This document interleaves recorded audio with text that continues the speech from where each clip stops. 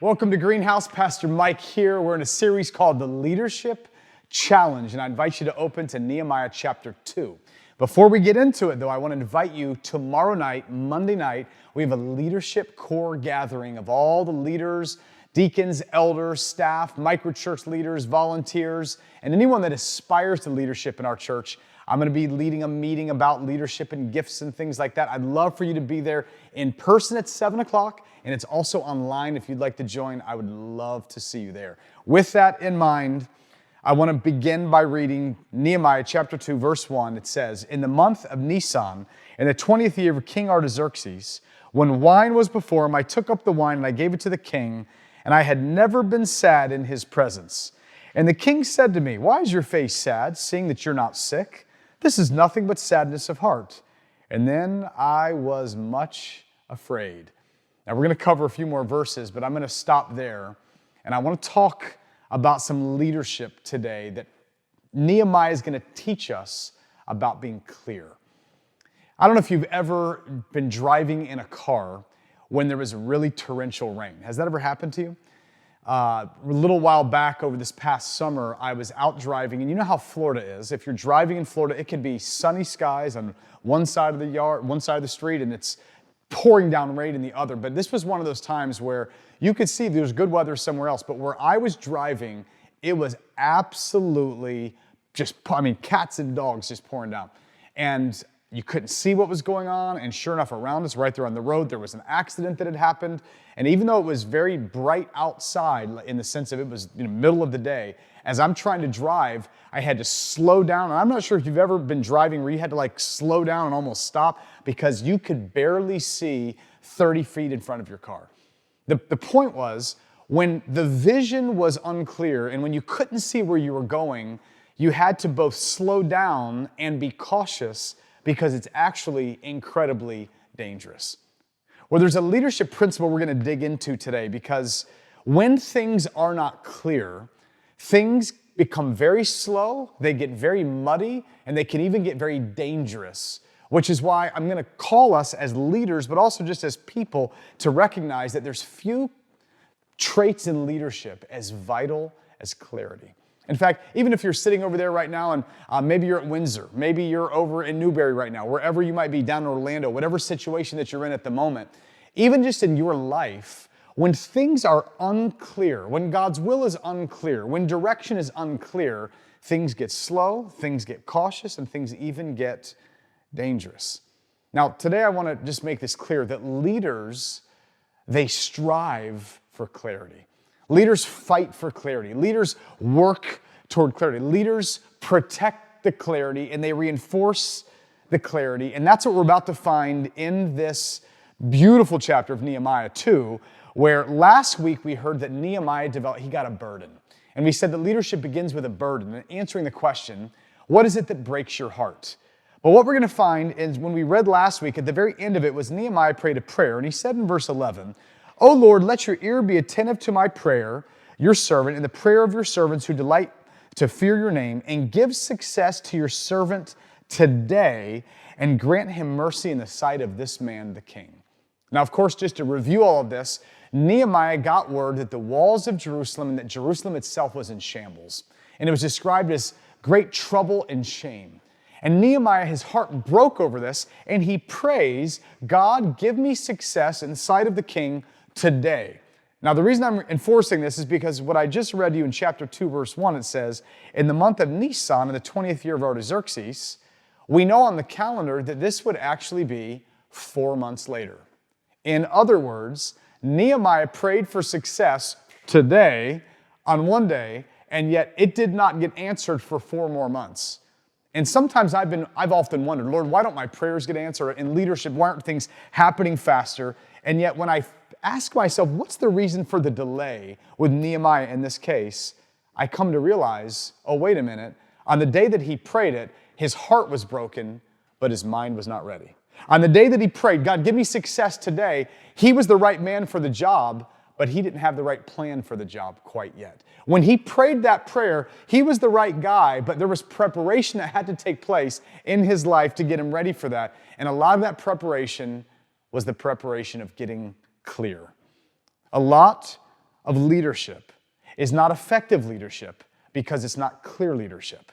Leaders must be clear. I want to say that again. A lot of leadership never becomes effective leadership because it's not clear leadership. Leaders must be clear. Not just in their own eyes. Leaders must be clear, as we're going to find out here, in the eyes of a king, in the eyes of a queen, in the eyes of their followers. Leaders must be clear if they're going to go and build what God wants them to build. So how do we do it? Let me give you a few thoughts. First one is we got to get clear about the problem. And this is what I would call the burden. And we find this, of course, when it says that he had never been sad in the presence of the king. And the king asked him and said, "Why is your face sad? I see that you're not sick." And it says he was very much afraid. Now, there's a reason he was afraid, which was because these cupbearers, they had certain job description, but in the middle of their job description was to really keep the king in a good mood. I mean, they were supposed to be always positive. I'm not sure if you've ever been like, I don't want to, be upset around my boss or whatever it is. But he apparently had never been this way before. But on this day, he was sad in the presence of the king. And by the way, let's remind us, 4 months later. Sometimes your heart is broken on one day, but it's not broken 4 months later. God wants to know sometimes, is this a passing fad in your life? Or is this a burden that you're going to latch onto and hold on to? The first step that you got to get clear about is you've got to get clear about the problem, about what is the burden. This in leadership circles, there's even a book that's called Start With Why. And the idea would be that you want to begin with why. Why do you want to work with children? Why do you want to work at Windsor? Why do you want to start this organization? Why do you want to go into this meeting? What's the reason for that? I think of Martin Luther King Jr., and he had a very clear why. He was dedicated to the why of nonviolence and equity and equality. There was this desire he had that his people would have equality, but he also had a desire for nonviolence and doing this in nonviolence. He had a very, very clear why. So by the time he got to his speech where he said, "I have a dream," that speech was coming out of a why. There was a burden that he had. One of the elders in our church is named Murray Brown, and for like a quarter of a century now, Murray goes in every Monday night to the juvenile detention center where there are boys that are locked up, that are in the pipeline to go to prison. And Murray has been going into that juvenile detention center for 25-ish years now because he's got a burden for these boys that everyone else has given up on. And if any of you know Murray, you'll know he's someone that doesn't give up on people. And he hasn't given up on these boys. Samara works at our church with the children, and when you talk to Samara and you find out what's her why behind children's ministry, and part of her story is, when I was a child, I heard God's voice, and she has a burden for children that they go to church and they're religious, but they maybe have never heard God's voice or encountered God, and there's a burden of like, I'm burdened that children will know the Lord, not just about the Lord. I don't know if you ever watched the old cartoon of Popeye the Sailor Man, but Popeye would go through something bad, and Brutus, the bad guy, would do something. And when Popeye finally reached that place, he would say, "That's all I can stands. I can't stands no more." And that's when he would take out the can of spinach and he would take it. But the idea was Popeye didn't even get started until that's all he could stand. There was a burden. There was a why. Great leaders, they get clear about the problem. So if you're a leader right now, I just want to say we need you to work on this. What is the problem you're trying to address? Write it down. Be specific. Work on this question. What is the problem over there in Newberry that, Joel, things that you're doing, things that you're putting your hands to, Sycamore Lane? What's the problem you're addressing? What's the burden that's going to happen there? When you start a microchurch, what's the burden of that? Leaders, what is the problem you're going after? Every time there's an organizational restructure, what's the problem that restructure is solving? If you're making a major decision, what's the problem your decision is trying to solve? Every business is trying to solve a problem. This very sermon is trying to solve a problem. Ironically, my sermon is about leaders seeing clearly. This sermon is trying to solve the problem of lack of clarity in leadership. Every good sermon has a problem. It is crystal clear, focusing on and trying to address that problem. Every good paper, every great proposal is going to go after a problem and try to come up with an answer. Just as an example, Weight Watchers, is trying to solve the problem of being overweight. Dave Ramsey Ministries is trying, or Dave Ramsey organization is trying to solve the problem of people being in debt. Nehemiah is addressing the problem of Jerusalem, which was in trouble and in shambles, which was a reproach to God's name and to God's people. And for him, that was what burdened him. And so when we come to verse 3, it says, Nehemiah says, "So I said to the king, let the king live forever. Why should my face not be sad when the city, the place of my father's graves, lies in ruins and its gates have been destroyed by fire?" So leadership begins by getting clear about the problem. I do just want to give a nuance, though, because it is my opinion that real leadership is never just about some general problem, especially for yourself, that true leadership is never about you. It's always about someone else. And it's ultimately, when it's godly, about God's name. Nehemiah has no vested interest in a city called Jerusalem that's 700 miles from where he lives. He's never been there. He's going to get by just fine without doing anything about this. And yet he's burdened for the glory of God and for the good and protection of vulnerable people. And I love that. And I just call you to maybe take out your phone, to once again maybe even write out, and we've got the leadership challenge that we're doing with people, getting people to even go and sign up for this, and we want to help people with this. But starting with what is it that breaks your heart, getting clear about the problem that God is calling you to do, and noticing you're not going to sometimes get that in one day or one sermon. Sometimes it's going to be 4 months. Number one, get clear about the problem, which is your burden. Number two, then you got to get clear about the solution. In fact, everyone just say solution. In Spanish, it's solución, all right? Get clear about the solution. This is what we would call vision. When you hear people say, man, we need a vision, or the Bible verse that says, without a vision, the people perish. Vision, good vision, is always a solution to a problem. When you're writing a paper, great papers are going to give, if there's a proposition, the proposition is a solution to a problem, if that's the kind of paper that's being written. When there's a sermon, when there's a big idea, so for example, today, if my big idea is leaders must be clear, let's say that's my big idea, that's the solution to the problem of lack of clarity in leadership. When someone's giving a speech and they come up with a big idea, their big idea is going to be the answer to something. So I want you to imagine with me right now that I've got a mug full of maple syrup, okay? Let's say I've got this mug full of maple syrup. Where does maple syrup come from? And the answer is, it comes from the maple tree, which produces sap, and you're gonna get something like 40 pounds of sap, and you're gonna boil it down to get the small amounts, 5 or 10 pounds of maple syrup. Now, I don't know if any of you love maple syrup. I love pancakes with a lot of butter and maple syrup on top. Like when I have, and I don't mean like the not maple syrup, I'm talking like real, legit maple syrup. I bet that Sycamore Lane should sell some of that stuff, all right? That's the kind of stuff that I like, is when you get that, but I just want you to follow me in this. You'll take 40 pounds of sap, and you've got to boil it, boil it, boil it, boil it, and what will happen is you'll end up with 20 pounds, and it's like you taste it, you're like, it's not boiled down enough. It's not boiled down enough. It's not. One of the problems I see in a lot of leadership, with a lot of great ideas, with a lot of potential innovation, with a lot of potential thoughts, is that you've got leaders that got a great idea and they never boiled it down. You've got leaders that they saw a problem. And you name all the problems in America right now: fatherlessness, policing, immigration, poverty. And I'll hear people, and I often see people online, and they're complaining online about pointing out the problem, pointing out the broken wall. Look at these broken walls. Look at those broken walls. Look at those broken walls. And I'm finding very few people that have taken the sap and boiled it down to where they've ended up with a solution that we would call a vision, that when you taste it, you can taste and see that the syrup is good. You can taste and see that the sap is good, that it's ready.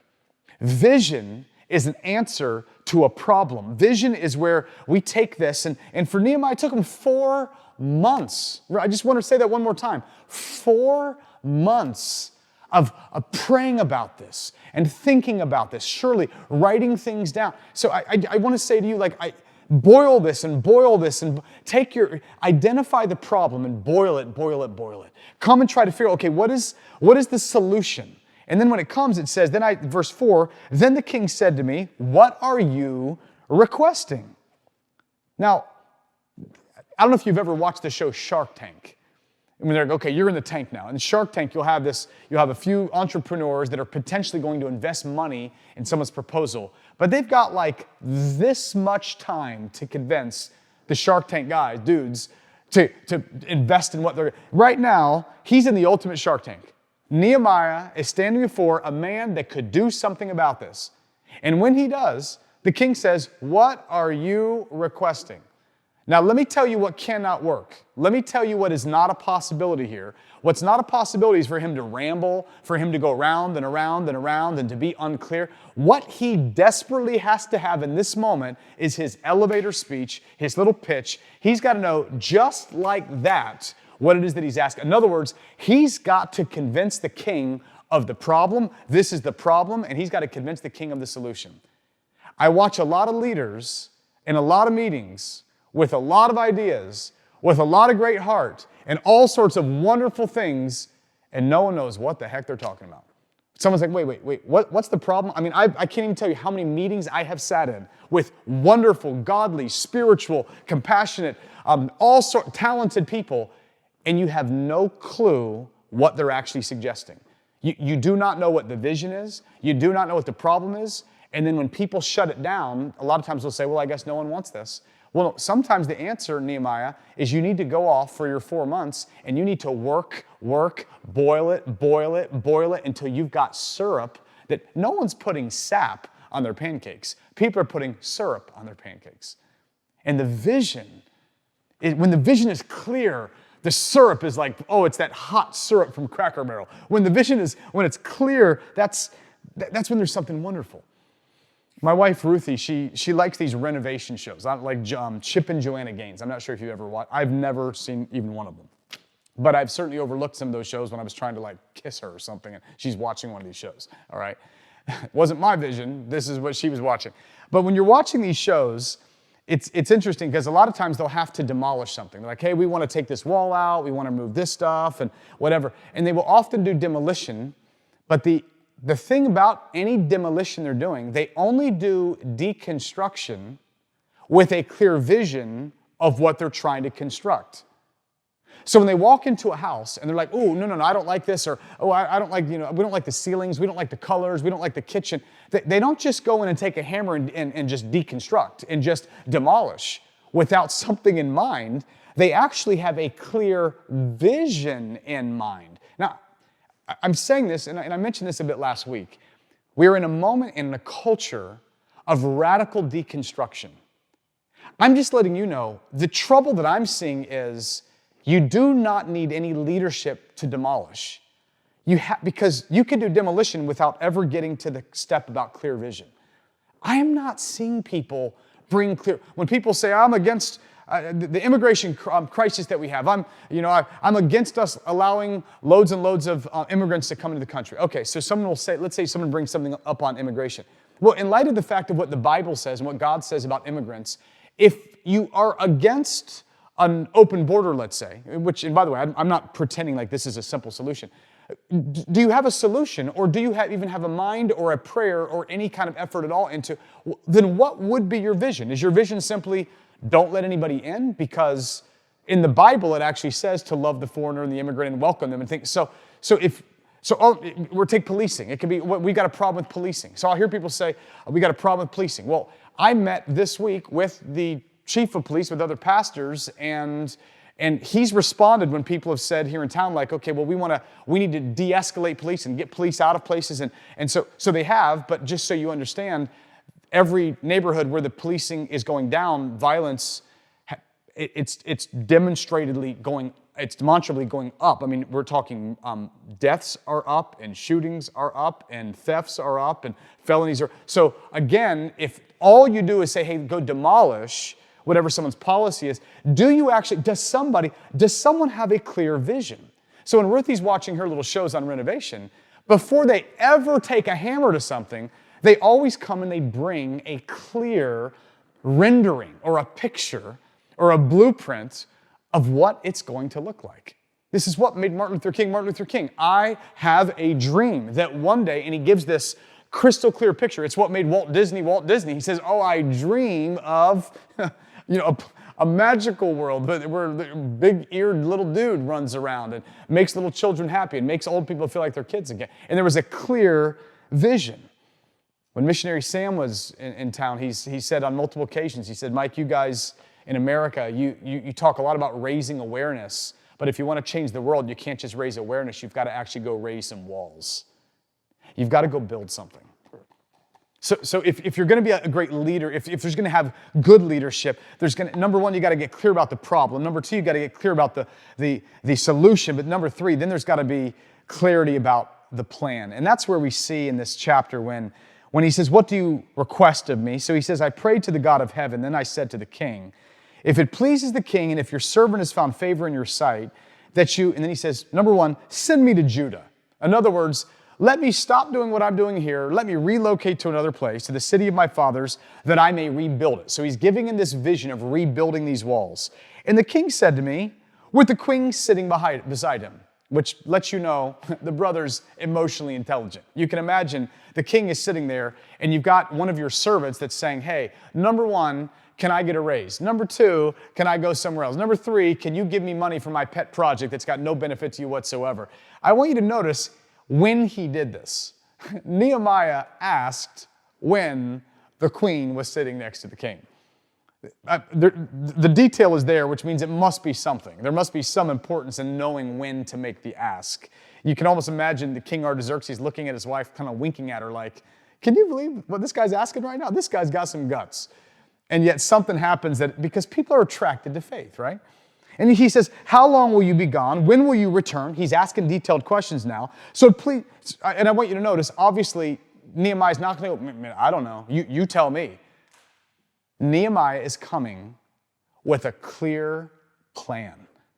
So if it pleased the king to send me when I had given him a time, in other words, Nehemiah already had a timetable, and I said to the king, if it pleases the king, let letters be given to me, to the governors of the province beyond the river, that they may let me pass by until I come to Judah. Let a letter for Asaph, the keeper of the king's forest, that he may give me timber to make beams for the gates and the fortress of the temple and for the wall of the city and for the house that I shall occupy. And the king granted me what I asked because the good hand of God was upon me. I want you to notice, I'm a leader that often I'll have people on my staff that will come to me and they've got problems. And they can point out this problem. They can point out that problem. And then when I ask them, do you have a solution? They're like, oh, no, I don't have any solutions. Oh, that's for you. All I got to tell you is it takes zero leadership to point out problems. It takes zero leadership to point out the issues in our culture. What takes leadership is to be clear about the problem, to be clear about the vision, and to be clear about a plan. And when you've got those, when you have boiled that, even when you're thinking of plans, I think of goals when we say things like come up with SMART goals, specific, measurable, attainable, reasonable, time sensitive. When you've got those kind of goals, when you're in the presence of the king and he says, what do you want? When you've got your Shark Tank pitch, you better have your Joanna Gaines renderings, you better have your Nehemiah boldness, and you better have a kind of plan that you can bring in place and say, this is what I request. And maybe he says no, but don't let it be because you didn't have your stuff in order. So let's just bring this all together. Weight Watchers would say to us, the problem that we're addressing is people overweight, they have no energy, don't you want to be in good shape? That's the problem. What Weight Watchers would say is, their vision of Weight Watchers is, we're going to get you to lose weight. We're going to get you in shape. And what they're going to say is, if you will sign up, we've got a plan that you're going to come and you're going to check in, and we're going to give you specific measurable goals to come, and you're going to go get on a scale in front of other people, and you're going to check in, and they're all going to look, and when you've lost your half a pound, they're all going to say, hallelujah. And there's a plan. Dave Ramsey, he would say, debt is stupid and financial freedom is a victory, and he's got a vision of people being free, financially free. And what he's got a plan, he's got these 7 steps. You sign up with them. He says, you get around us, we will get you out of debt. In church, this is what we need right now in our culture. If you have a pro-life heart, don't just tell me that you're against abortion. Tell me what your vision is and tell me what your plan is. If you're concerned about the fatherlessness in our community, don't just give me the problem. Is there a microchurch that's supposed to get aroused? Are you supposed to sign up on this and say, I'm taking the leadership challenge? We would love to help you come up with those 4 months of boiling, taking the problem, making it clear, taking the vision, making it clear, and coming up with a plan and making it clear. It's like the mom I was talking to in our church that just was so tired of all the strife in her home. She's like, oh, everyone's always fighting and they're bickering. And so I was reading a book about joy. And in this book about joy, it was talking about when you are living in spaces that are cluttered. Clutter in your house actually decreases the levels of joy and peace.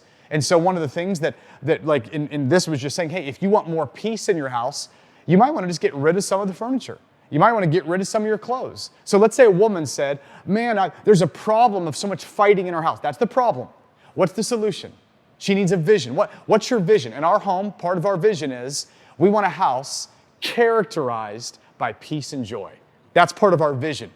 Peace and joy in our house. We want peace and joy, quality time together, and all these kinds of things. Well, in our case, for example, sometimes that has meant going and doing a declutter. It means you go and you do a yard sale. So when you come up with your plan, you might say, okay, here's the problem, here's the vision, here's the plan. We're going to do a yard sale. We're going to get rid of a bunch of things. We're going to give things away to some other people. We're going to have a schedule where the kids all make their beds or whatever. And now what you'll find is now there's a plan in place to bring that vision that addresses that problem. So what breaks your heart? That's your burden. That's the problem.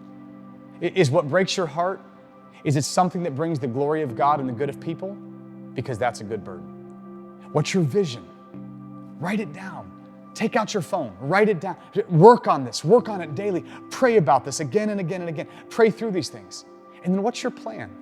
Boil it, boil it, boil it. That's the application of the sermon. I want you to go take your sap and boil it down. We would love to help you with it. We would love to help you do that. But that's the call that we have. And at the end of the day, I got to tell you, Nehemiah is going to go and we're going to find out he's going to rebuild a wall. But if you flip to the end of the book, you're actually going to find some bad news because even those walls aren't going to last. Because even the best inventions that we can come up with on this earth, they end up ultimately, he's going to do a great thing that's going to change history, but there's something in us that needs walls that can never be torn down, and we need a leader that can never fail. There's something in us that needs the leadership of God himself, of Jesus. And we're going to find that Jesus is the ultimate Nehemiah because he was going to go and see the ultimate problem, which is actually our sin. I mean, there's a million problems that are fruits. At the root of every problem is separation from God because of sin. What was his vision? His vision was that you and me would get reunited with him, reconciled with him, that servants would become daughters and sons, that caterpillars would become butterflies, that people that were one way could become something brand new. And what was his plan? It's called the gospel. That God himself came to earth, born of a virgin, went up on a cross, paid for our sins, made the ransom payment for our sins. He died and he rose, and he created the plan of the ages that we call the good news of Jesus, the gospel, where the problem of sin has made possible the vision of sonship and daughterhood in God, new life through the plan of the ages, the gospel of Jesus. And when we believe that, it changes us. And he allows us to start building. So I commission you to put your faith in Jesus and let's go build. May the Lord bless you and keep you and inspire you as you go build and boil and change this world. God bless.